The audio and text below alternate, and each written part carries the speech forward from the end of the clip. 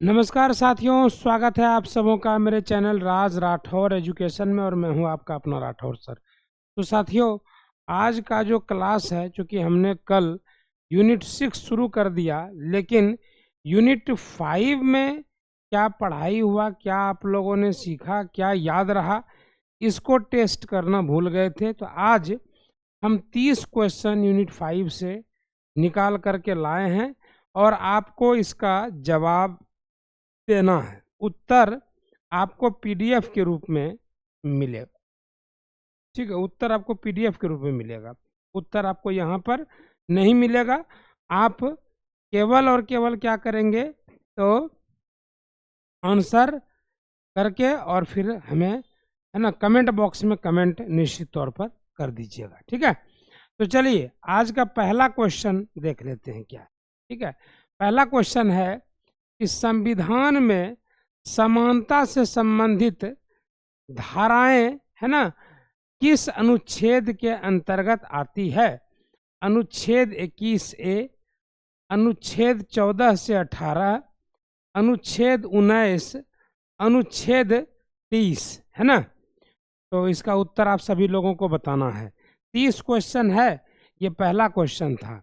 हम लोग बढ़ेंगे दूसरे क्वेश्चन की तरफ। इस क्वेश्चन को पुनः देख लीजिए कि संविधान में समानता संबंधित धाराएं किस अनुच्छेद के अंतर्गत आती है। चलिए अगला प्रश्न चलते हैं, सेकंड नंबर, कि असमानता का सबसे प्रमुख कारण क्या माना जाता है। ठीक है, पहला है समान शिक्षा, दूसरा है आर्थिक विषमता, तीसरा है धार्मिक समरसता, चौथा है सामाजिक न्याय, है ना। इसका दूसरे प्रश्न का भी उत्तर देना आप लोग सुनिश्चित करेंगे। आराम से पढ़िए प्रश्न को और उत्तर दीजिए। ठीक है, चलिए उम्मीद करते हैं कि आप लोग दूसरे प्रश्न का उत्तर देख लिए होंगे, आप लोगों को पता चल गया होगा।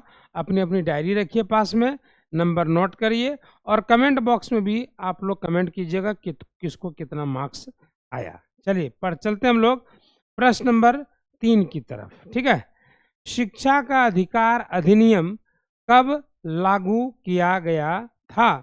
2005 में, 2010 में, 2009 में, 2012 में। प्रश्न को पुनः देख लीजिए कि शिक्षा का अधिकार अधिनियम कब लागू किया गया था। 2005, 2010, 2009, 2012। ठीक है, चलिए अगले प्रश्न की ओर चलते हैं। सरकारी व निजी विद्यालयों के बीच मुख्य असमानता किसमें देखी जाती है। पाठ्यक्रम में, फीस ढांचा में, नामांकन में या लिंग अनुपात में। प्रश्न को हम फिर से पढ़ रहे हैं कि सरकारी व निजी विद्यालयों के बीच मुख्य असमानता किसमें देखी जाती है। पाठ्यक्रम में, फीस ढांचा में, नामांकन में या लिंग अनुपात में। चलिए प्रश्न नंबर 5 की ओर चलते हैं। पांचवा प्रश्न क्या है कि आरटीई अधिनियम के अनुसार कितने वर्ष तक की आयु के बच्चों को मुफ्त और अनिवार्य शिक्षा का अधिकार है। 3 से 10 वर्ष, 6 से 14 वर्ष, 5 से 12 वर्ष और 4 से 16 वर्ष। उत्तर क्या होगा। आरटीई अधिनियम के अनुसार कितने वर्ष तक के की आयु के बच्चों को मुफ्त और अनिवार्य शिक्षा का अधिकार है। अगला प्रश्न चलते हैं प्रश्न नंबर 6 की तरफ।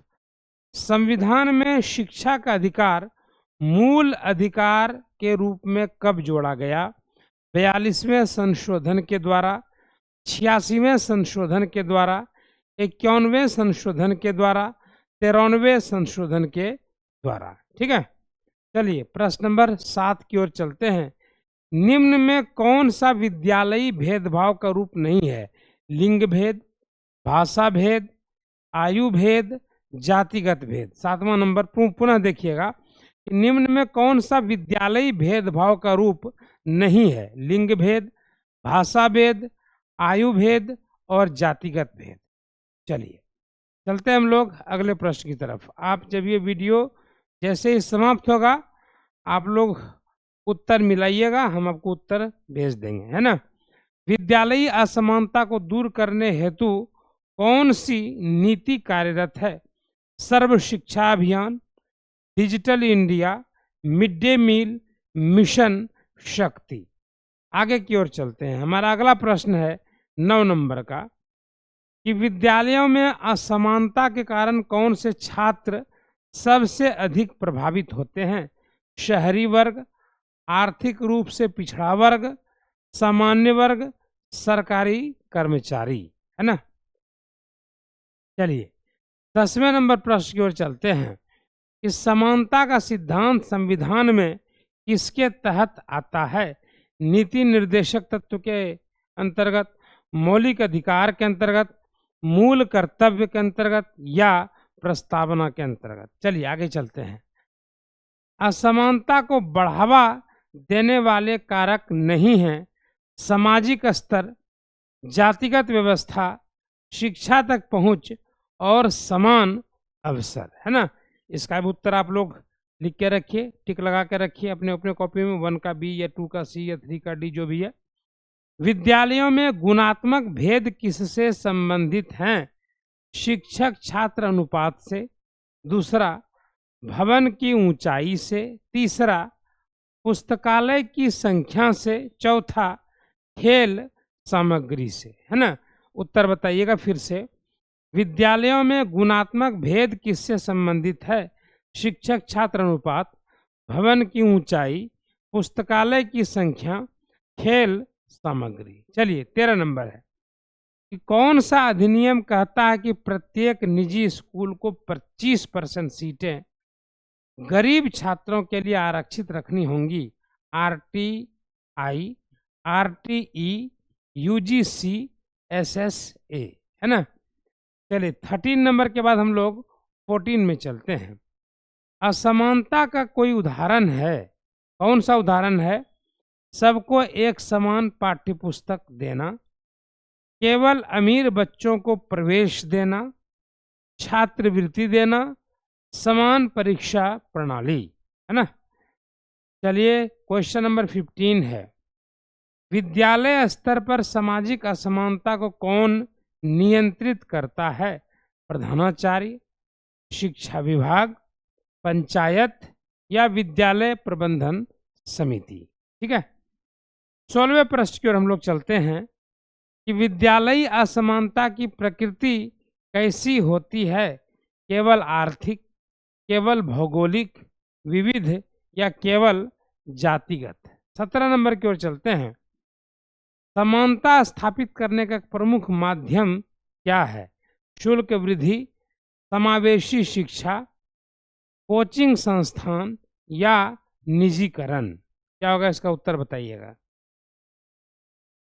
18 नंबर में चलते हैं कि सरकारी और निजी स्कूलों में सबसे बड़ा अंतर होता है शिक्षक संख्या का, शिक्षा के स्तर का, मीनू का या वर्दी का। चलिए प्रश्न नंबर 19 की ओर चलते हैं। समानता की स्थापना के लिए आवश्यक है, क्या आवश्यक है? प्रतियोगिता, दूसरा नंबर पर है आरक्षण नीति, तीसरा है निजीकरण और चौथा है बहिष्कार, है ना। तो समानता की स्थापना के लिए क्या आवश्यक है आप देख लीजिएगा। ठीक है। चलिए 20 नंबर में देखते हैं हम लोग कि निम्न में से किस समूह को शिक्षा में सबसे अधिक भेदभाव झेलना पड़ता है? उच्च वर्ग को, महिला को, अनुसूचित जाति व जनजाति को, शहरी बालक को, है ना। चलिए नेक्स्ट चलते हैं प्रश्न नंबर 21 में कि असमानता से संबंधित अवधारणाओं का अध्ययन किस शाखा में किया जाता है?